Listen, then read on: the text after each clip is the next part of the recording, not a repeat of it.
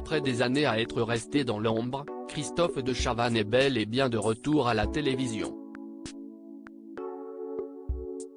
En effet, le samedi 24 septembre 2022, l'animateur star de TF1 a fait ses débuts aux côtés de Léa Salamé dans sa nouvelle émission Quelle époque, sur France 2.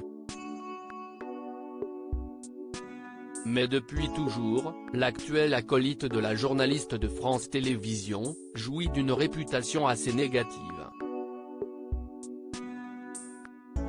À l'image d'Alexia Laroche-Joubert qui n'avait pas hésité à revenir sur sa collaboration avec Christophe de Chavannes, il a un sacré caractère, il est insupportable à produire, il le sait, je lui ai déjà dit.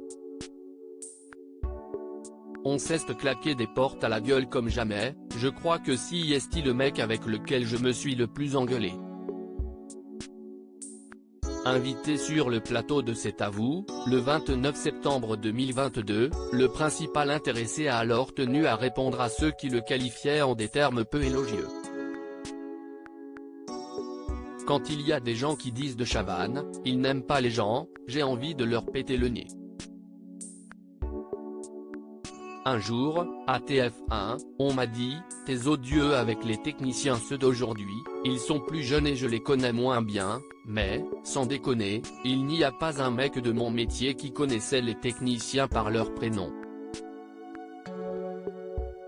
J'ai toujours été proche des gens qui bossent avec nous, qui quelquefois m'attendaient, à leur grand dent, parce que j'étais en retard aux enregistrements. L'animateur tente de prouver sa bonne foi. Christophe de Chavannes.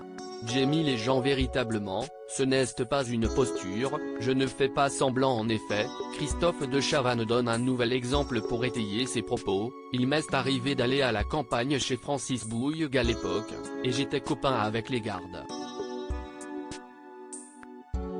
J'ai mis les gens véritablement, ce n'est pas une posture, je ne fais pas semblant. La preuve avec cette femme qui m'a écrit pour la mort d'Armel, ça m'a touché. Et si est assez symbolique et symptomatique de ma relation avec les gens.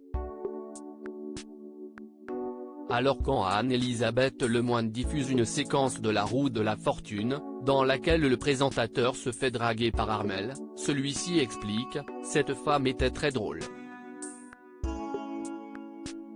Sa fille m'a envoyé par message privé sur Twitter, il y a peu de temps, je voulais vous informer de la mort de ma maman, qui depuis 20 ans se balade avec cette cassette parce qu'elle avait passé un très bon moment.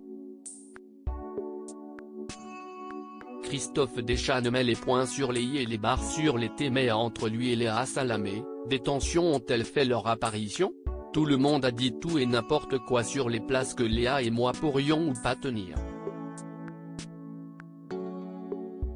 Tout va très bien. À tout niveau. J'ai annoncé que Léa était la boss et moi le numéro 2, ça me va très bien comme ça. On a montré aux gens que tout ce qu'on annonçait, que ce soit Léa ou moi, notre complicité, notre duo, notre statut dans l'émission, a été respecté sans souci.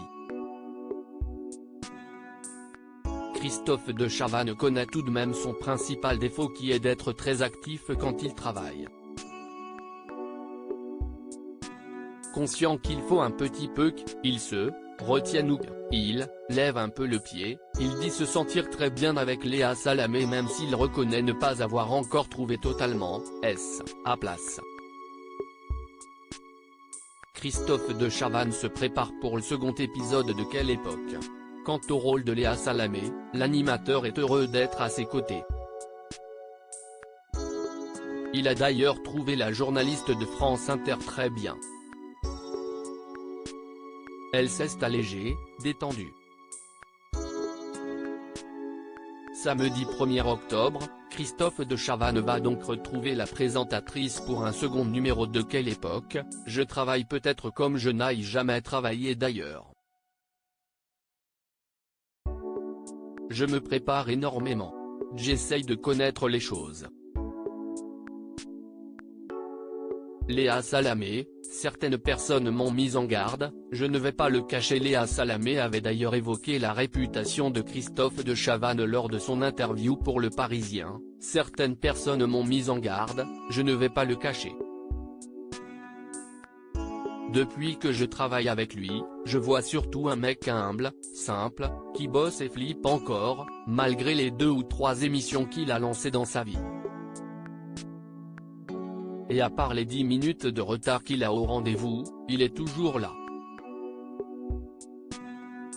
Plus sérieusement, si est aussi un homme avec des failles qu'il ne cache pas et un orgueil assez touchant concernant ce qu'il a fait.